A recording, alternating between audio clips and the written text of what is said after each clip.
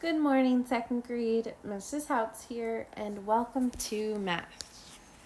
Today is Tuesday, October 27th, 2020. And here are 3 ways that you can write today's date. So far in chapter 3, we have been talking about addition strategies. Things that we can do to help us solve addition facts. So far, we have learned doubles and near doubles facts, counting on, and making a 10. So for making a 10, for example, if we have 8 plus 6, which number is closer to making a 10? This 8. So that means we want to give to that 8 so that we can make a 10. So we have to take apart this 6 into 2 numbers. How many do we need to make a 10 with that 8? We need 2. So that's one of our numbers. And if we have 6 and we take away 2, how many are left? 4. Now we can add together this 8 and this 2, and we get 10. Then we add our other number, this 4. 10 plus 4 equals 14. So that means our original problem, 8 plus 6 equals 14. These are some strategies that we can use when solving addition facts. Today we're moving on to lesson 3.4. And our essential question, that's what this is how do you add 3 add-ins? Remember, add-ins are the numbers you are adding in an addition sentence. So for example, in 5 plus 6, the 5 and the 6 are both called add-ins. And our answer is called the sum. So let's open up in your big math book to page 133. It looks like this. The directions say, write the sum of each pair of add-ins. So for this page, we can think about part, whole. So for example, for this first one, it's like we have 2 for this part, 6 in this part. When we add them together, we get 8, which is our whole. So that is what we'd write up here. Take a moment to try the other addition problems. Pause the video. So 3 plus 3, it's a doubles fact, 6. 5 plus 4, that's a near doubles fact, 9. 1 plus 4, count on 1 from 4, 5. 7 plus 3, we can make a 10, 10. And last, 2 plus 5, 7. Let's look at the next page at our model and draw box. You can group numbers in different ways to add. Choose two add-ins. Look for facts you know. So you could look for doubles facts. You could look for things that make 10. You could just look for addition facts that you're like, oh, I know that one. So you group numbers to help you add. And remember, right here, changing the way the numbers are grouped doesn't change the sum. So you may decide to group it a different way than your friend, but if you add it correctly, you'll both get the same sum. So for example, we have a number sentence down here, and it's the same number sentence for all three of these. It's the same one. 3 plus 2 plus 7 equals what? So for the first example, they decided to add the 3 and the 2 together to get 5.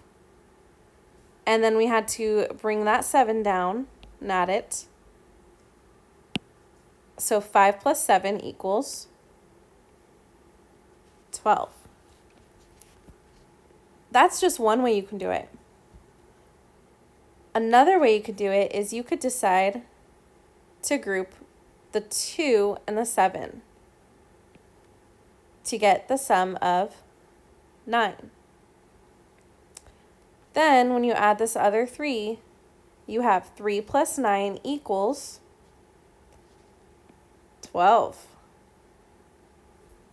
A different way you could do it is you could decide, ooh, I like this 3 and 7 because I know that makes 10.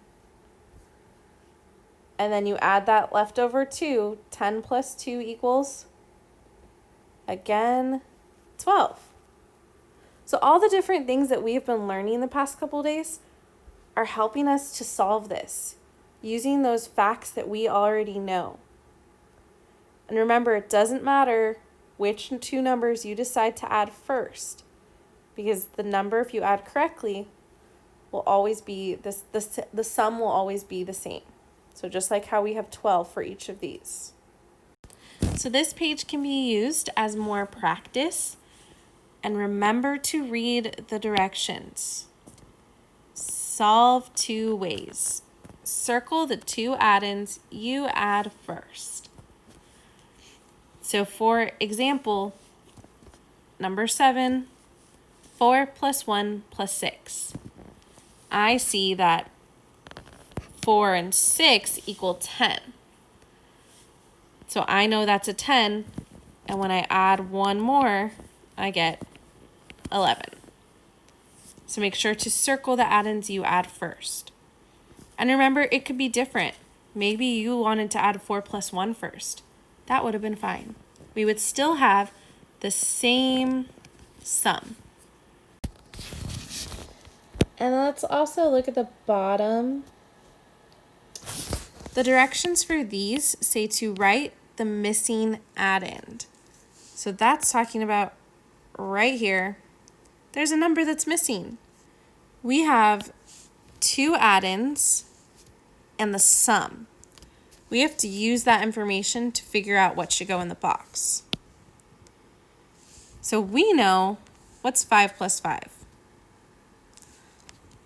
10. And then we know the sum is 14. 10 plus what is 14? 4. So our missing add-in is 4. With the next one, we have 4 plus blank plus 4 equals 12. Again, we know our doubles fact. 4 plus 4 equals 8. Now we have to think, 8 plus what could equal 12?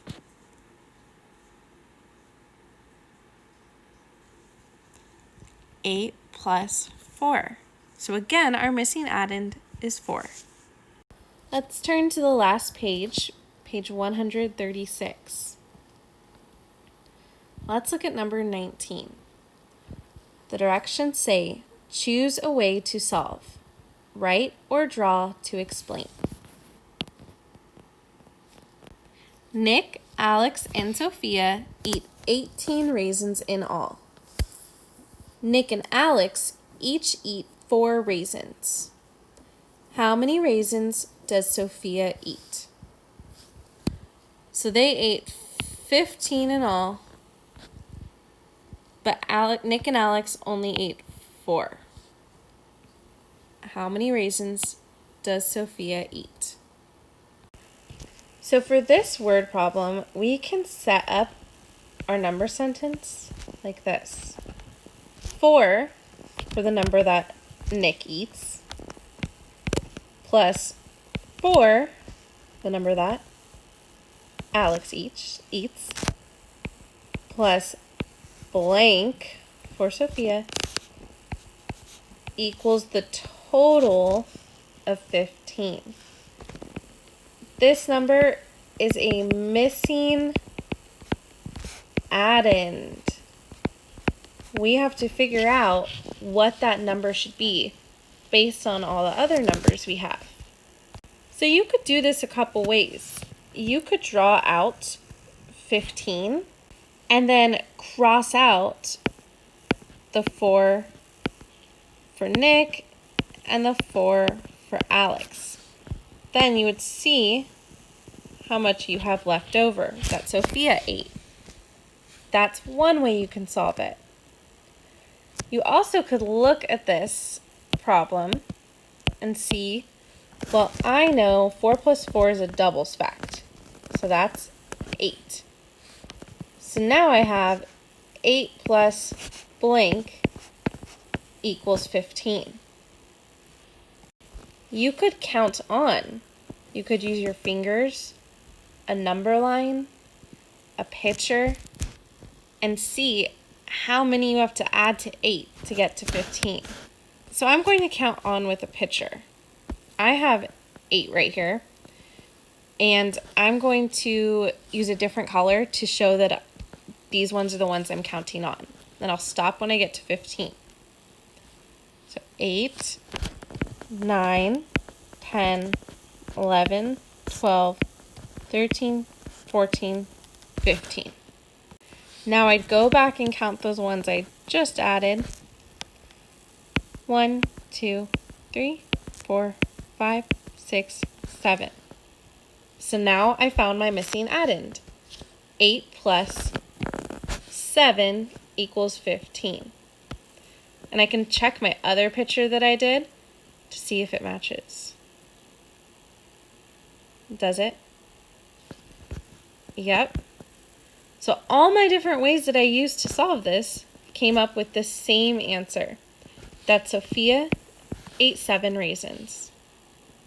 So if you start this math and you find you're feeling frustrated, like this little picture on the screen, don't throw your things. Instead, come to office hours and ask for help. We can solve the problems together and go over how to do it. All right, second graders, thank you.